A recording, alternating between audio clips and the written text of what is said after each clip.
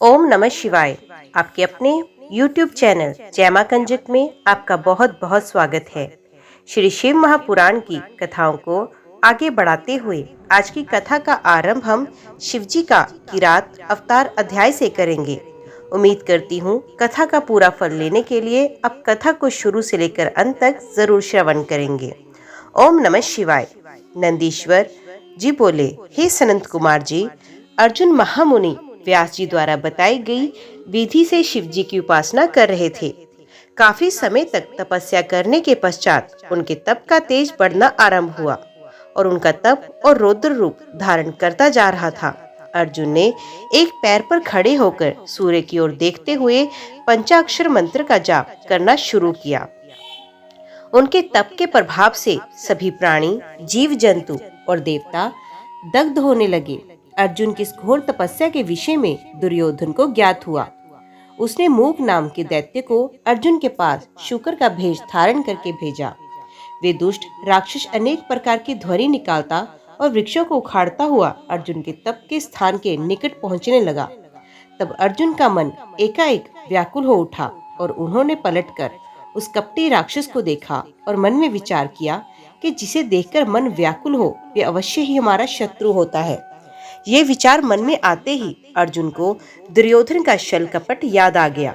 अर्जुन ने वहीं बैठे बैठे उस पर बाण चला दिया। उसी समय स्वयं भक्त वत्सल भगवान शिव भी अपने भक्त अर्जुन पर आए। संकट को देखकर उनकी रक्षा व परीक्षा हेतु तुरंत वहां आए और उन्होंने भी उस बहरूपी राक्षस पर अपना बाण चला दिया। उस समय देवादिदेव महादेव जी ने भील का वेश धारण कर रखा था। उनके शरीर में श्वेत धारियां थी और वे कच्छ बांधे हुए थे। उनके कमर पर तरकश और हाथ में धनुष बाण था और वे भी उसी शुकर का पीछा कर रहे थे। भील रूपी भगवान शिव और अर्जुन दोनों के बाणों ने एक साथ उस शुकर को अपना निशाना बनाया। शिवजी का बाण उस विशाल शुकर की पूंछ में और अर्जुन का बाण उसके मुख में लगा। उस भयंकर आघात को वे सह नहीं सका और पल भर में ही भयानक शब्द करता हुआ वे धरती पर गिर पड़ा। उसके प्राण पखेरु उड़ गए। उस समय सब देवता भगवान शिव की जय जयकार करने लगे। शुकर रूपी दैत्य के मारे जाने पर दोनों बहुत प्रसन्न हुए। अर्जुन सोचने लगे कि ये भयानक दैत्य अवश्य ही मुझे मारने के लिए आया था, परंतु भगवान शिव ने आज मेरी रक्षा की और मुझे बचा लिया। उन्होंने ही मुझे सद्बुद्धि देकर उसे मारने की प्रेरणा मेरे मन में जगाई। ऐसा विचार मन में आते ही अर्जुन ने भगवान शिव के चरणों में प्रणाम किया और पुण्य भक्ति भाव से शिव स्तुति करना शुरू किया। नंदीश्वर बोले, हे सर्वज्ञ, जब वे भयानक शुकर शिवजी व अर्जुन दोनों के बाणों से मारा गया और पृथ्वी पर बेजान होकर गिर पड़ा, तो भील रूपधारी शिवजी ने अपने एक सेवक को भेजकर मृत शुकर से अपना बाण निकलवा कर लाने के लिए कहा। उधर अर्जुन भी उस शुकर से अपना बाण लेने के लिए आए। तब अर्जुन और उस शिवगण में बाण को लेकर विवाद शुरू हो गया। वे गण बोला कि दोनों बाण मेरे स्वामी के हैं, इसलिए उन्हें मुझे दे दो, परंतु अर्जुन ने बाण देने से मना किया। तब वे बोला कि तुम झूठे तपस्वी हो, यदि तुम सच्चे हो तो इन बाणों को मुझे दिखाओ, मैं अपने बाण की पहचान कर लूंगा, क्योंकि उन पर मेरा फल अंकित है। ये सुनकर अर्जुन उस गण से बोले, तुमसे मैं युद्ध नहीं कर सकता। युद्ध सदैव समान योद्धा से किया जाता है। मेरे बल और पराक्रम को देखना चाहते हो तो जाओ और जाकर अपने स्वामी को भेजो। अर्जुन के वचन सुनकर वे गण किरात रूप धारण किए हुए भगवान शिव के पास गया। अर्जुन ने जो कुछ कहा था उसने अपने स्वामी को वे सब यथावत बता दिया। सारी बातें सुनकर किरातेश्वर को बहुत प्रसन्नता हुई और वे अपनी सेना को साथ लेकर अर्जुन से युद्ध करने के लिए वहां आ गए। युद्ध भूमि में पहुंचकर किरात रूपी भगवान शिव ने अपने दूत को पुण्य अर्जुन के पास भेजा। शिव का वे दूत अर्जुन के पास गया और बोला, हे तपस्वी, जरा हमारी विशाल सेना को नजर उठाकर देखो। तुम क्यों एक बाण की खातिर अपने प्राणों की आहुति देना चाहते हो? अच्छा हो कि खुशी से वे बाण हमें दे दो और अपनी रक्षा करो। ये सुनकर अर्जुन को क्रोध आया। वे बोले कि तुम जाकर अपने स्वामी से कह दो कि मैं अपने कुल को कलंक नहीं लगा सकता। भले ही मेरे भाई दुखी हों, पर मैं युद्ध से डरकर पीछे नहीं हट सकता। क्या कभी शेर भी गीदड़ से डरता है? जाकर अपने स्वामी को बता दो कि क्षत्रिय युद्ध से डरते नहीं, बल्कि अपने शत्रु को युद्ध में पछाड़कर आगे बढ़ते हैं। अर्जुन के ऐसे वचन सुनकर वे दूत अपने स्वामी किरातेश्वर भगवान शिव के पास वापस चला गया और उन्हें अर्जुन की कही सारी बात बताई। अपने गण की बातों को सुनकर लीलाधारी शिव मन ही मन अर्जुन की भक्ति, निडरता और अपनी बात की अडिगता देखकर प्रसन्न हुए। फिर उन्होंने अपनी सेना सहित आगे बढ़ना शुरू किया। नंदीश्वर बोले, हे महामुने, जब किरातेश्वर शिवजी को उनके दूत ने बताया कि अर्जुन किसी भी स्थिति में समर्पण नहीं करना चाहते और वे आपसे युद्ध करना चाहते हैं, तब शीघ्र ही किरातेश्वर शिव अपनी सेना के साथ युद्ध भूमि में पधारे। अर्जुन ने अपने आराध्य भगवान शिव के चरणों का स्मरण किया और अपना धनुष बाण लेकर उस विशाल सेना से लड़ने लगे। अर्जुन व भील सेना में बड़ा भयानक संग्राम हुआ। दोनों ओर से बाणों की वर्षा होने लगी। अर्जुन, जो कि महान धनुर्धारी कहे जाते हैं, ने अपने बाणों से सारी गण सेना को पल भर में ही परेशान कर दिया। फिर क्या था, कुछ ही देर में सभी शिवगण अपने प्राणों की रक्षा हेतु युद्ध भूमि से इधर उधर हो गए, परंतु अर्जुन के बाण न रुके। जब भीलराज किरात की सारी सेना भाग खड़ी हुई, तब अर्जुन ने किरात वेशधारी शिवजी से युद्ध करना आरंभ कर दिया। अर्जुन ने अपने तीव्र बाणों महादेव जी पर हमला कर दिया, परंतु वे भक्त वत्सल शिवजी का कुछ बिगाड़ न सके। उनका एक भी बाण शिव तक ना पहुंचा। ये सब देखकर देवादिदेव भगवान शिव हंस पड़े। जब अर्जुन ने देखा वे किसी भी प्रकार से उस किरात को अपने वश में नहीं कर पा रहे, तो उन्होंने भगवान शिव की स्तुति की। इसके प्रभाव से तुरंत ही त्रिलोकीनाथ भक्त वत्सल कल्याणकारी शिवजी ने अपने अद्भुत स्वरूप के साक्षात दर्शन अर्जुन को कराए।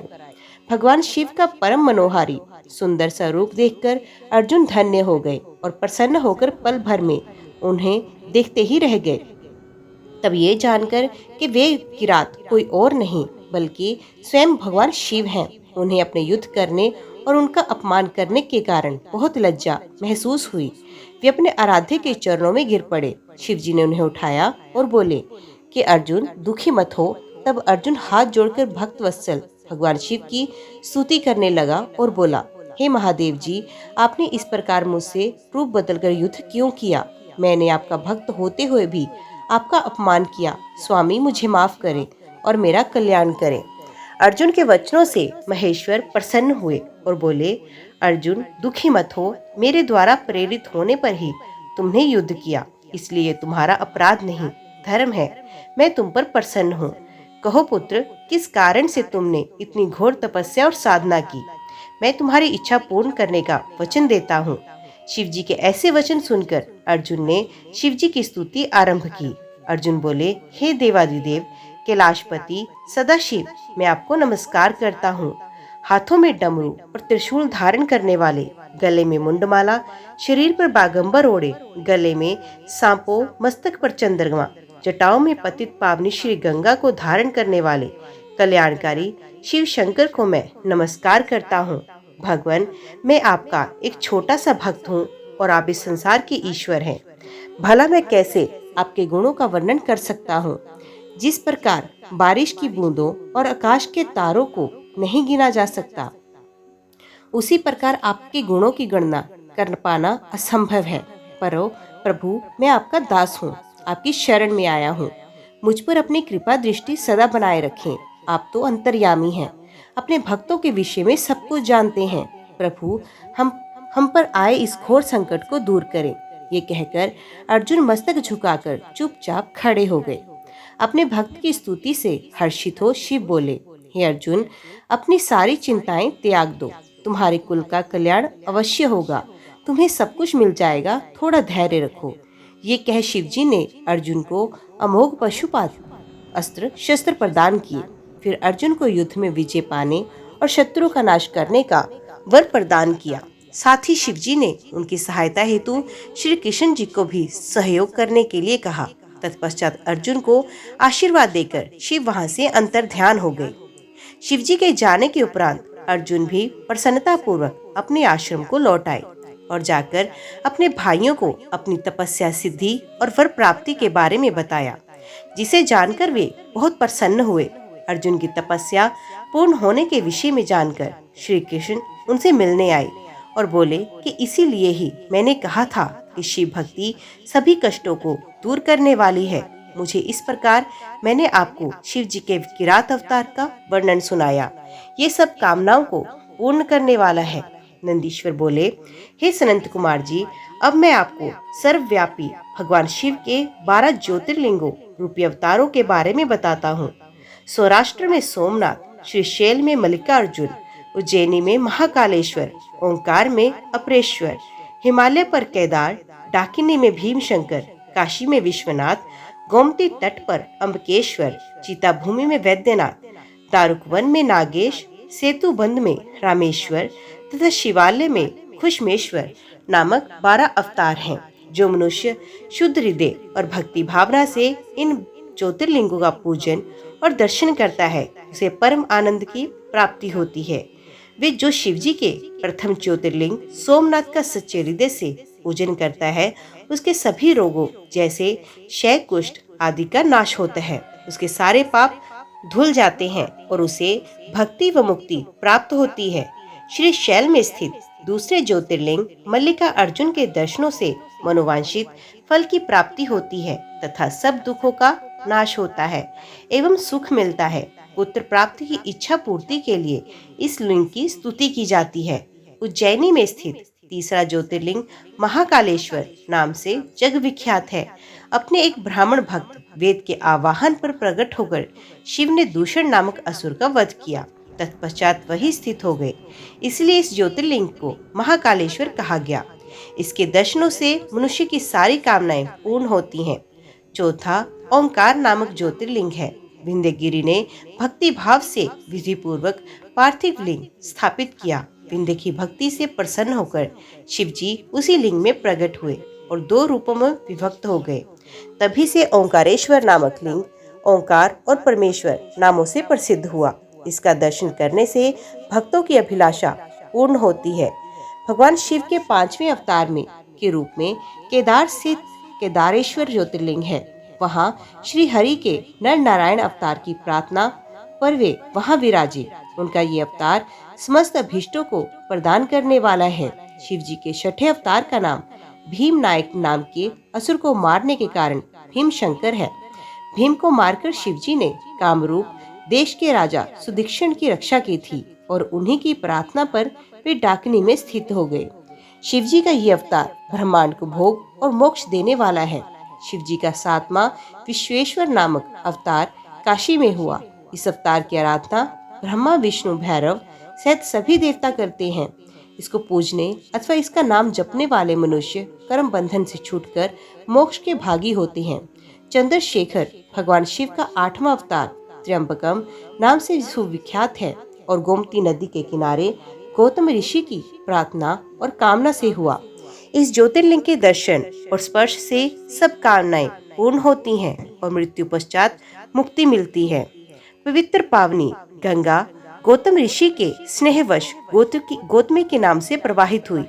9वां वैद्यनाथ अवतार शिवजी ने धारण किया।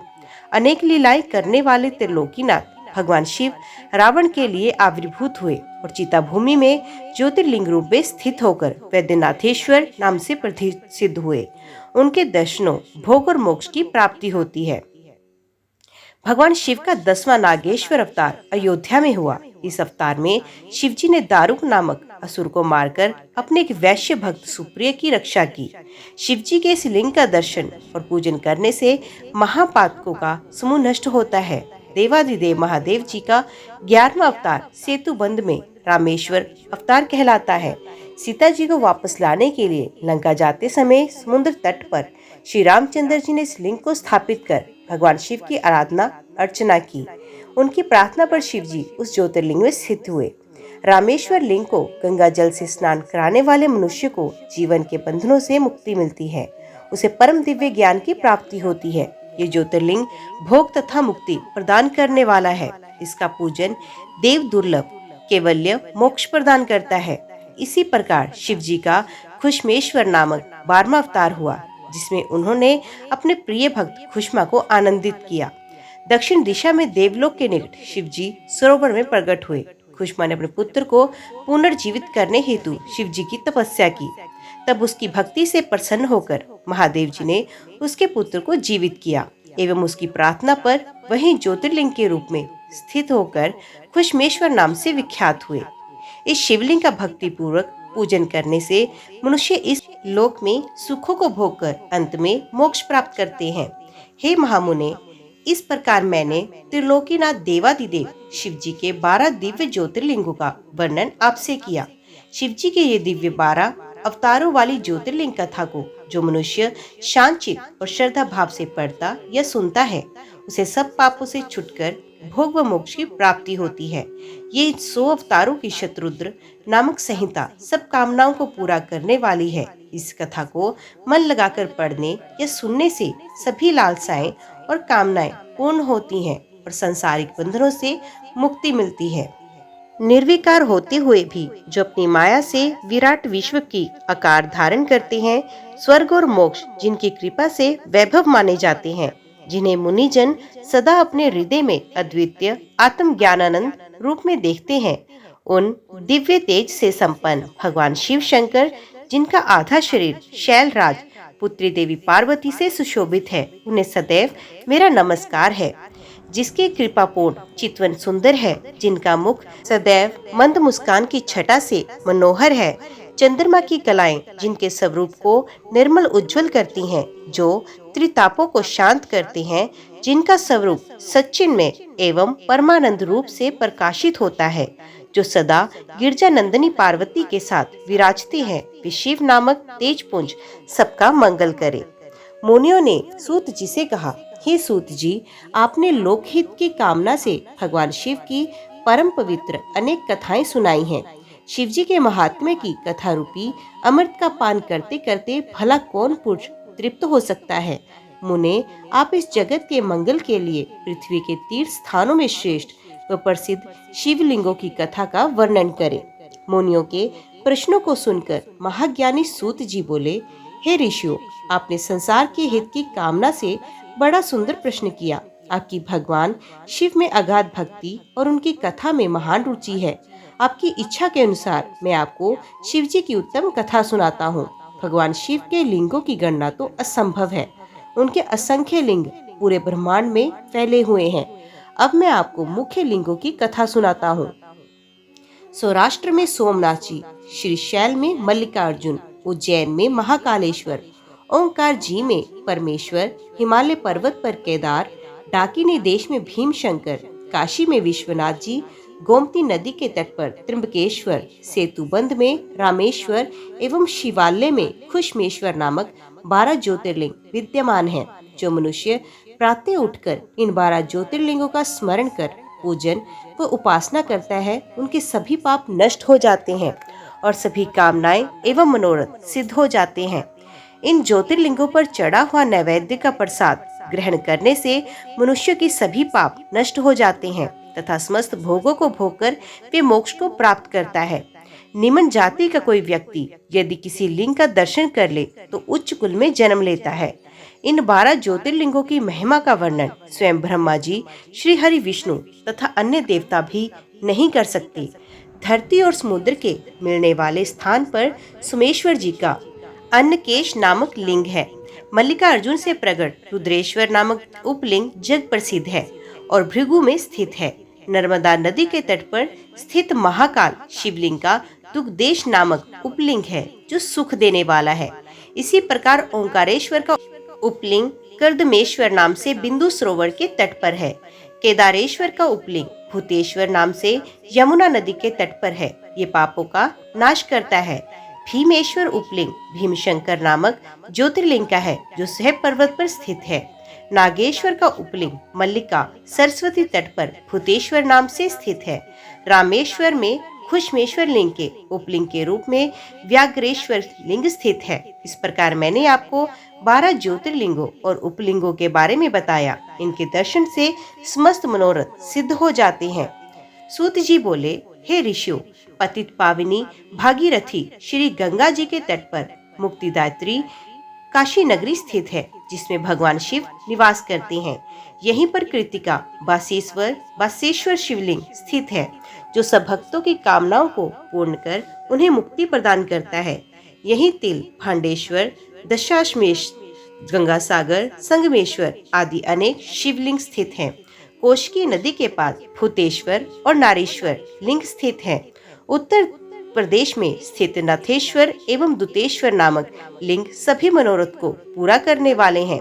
ऋषि दधीचि के युद्ध स्थल पर श्रृंगेश्वर, वैद्यनाथ तथा जपेश्वर, गोपेश्वर, रंगेश्वर, रामेश्वर, नागेश, कामेश, वितलेश्वर, वायसेश्वर, सुकेश, भांडेश्वर, हंकारेश, सुरोचन, भूतेश्वर, संगमेश नामक सभी लिंग सब प्राणियों के पापों का नाश करने वाले हैं। इसी प्रकार त्रिपताका नदी के किनारे कुमारेश्वर, सिद्धेश्वर, सैनेश, रामेश्वर, कुंभेश, नंदीश्वर, पुंजेश आदि शिवलिंग स्थित हैं। दशमेश विवेक नामक तीर्थ जो प्रयाग में है, धर्म, अर्थ, काम, मोक्ष देने वाला है और यहाँ पर ब्रह्मेश्वर शिवलिंग स्थित है। ये लिंग स्वयं ब्रह्मा जी द्वारा स्थापित है। सोमेश्वर, ब्रह्म तेजवर्धक, भारद्वेश्वर, शूल टंकेश्वर एवं माधवेश्वर लिंग यहीं स्थित है। रघुवंशियों की नगरी अयोध्या में नागेश शिवलिंग स्थित है, जो भक्तों को सुख देने वाला तथा अभिष्ट को पूरा करने वाला है। इसी नगरी में भुवनेश व लोकेश नामक महाशिवलिंग स्थित हैं। कामेश्वर, शुद्धिकर्ता गणेश, शुक्रेश्वर एवं शुक्र सिद्धि नामक शिवलिंग लोक कल्याण हेतु स्थापित किए गए हैं। सिंधु नदी के किनारे बटेश्वर, कृपालेश एवं वक्रेश आदि लिंग स्थित हैं। धूत पापेश्वर, भीमेश्वर, सुरेश्वर आदि लिंगों को साक्षात परमेश्वर मानकर आराधना की जाती है। समुद्र के किनारे रामेश्वर, विमलेश्वर, कंटकेश्वर, नागेश्वर व धनुर्केश आदि लिंग महाप्रसिद्ध हैं। चंद्रेश्वर लिंग की कांति चंद्रमा के समान उज्जवल है। इसके अतिरिक्त विदेश्वर, विश्वेश्वर, कर्दमेश, कीटीश, नागेश्वर, अनंतेश्वर, योगेश्वर, वैद्यनाथेश्वर, कोटीश्वर, सतेश्वर, भद्र नामक, चंगीश्वर व संगमेश्वर नामक ये शिवलिंग पूर्व दिशा में स्थित हैं। ओम नमः शिवाय। आज की वीडियो में इतना ही। उम्मीद करती हूँ वीडियो आपको पसंद आई होगी। वीडियो पसंद आई हो तो वीडियो को लाइक और चैनल को सब्सक्राइब जरूर कीजिएगा। ओम नमः शिवाय लिखकर अपनी हाजिरी लगवाना ना भूलिएगा। तो मिलते हैं अगले अध्याय के साथ। तब तक के लिए देखते व सुनते रहिए। जय मां कंजक, जय माता दी।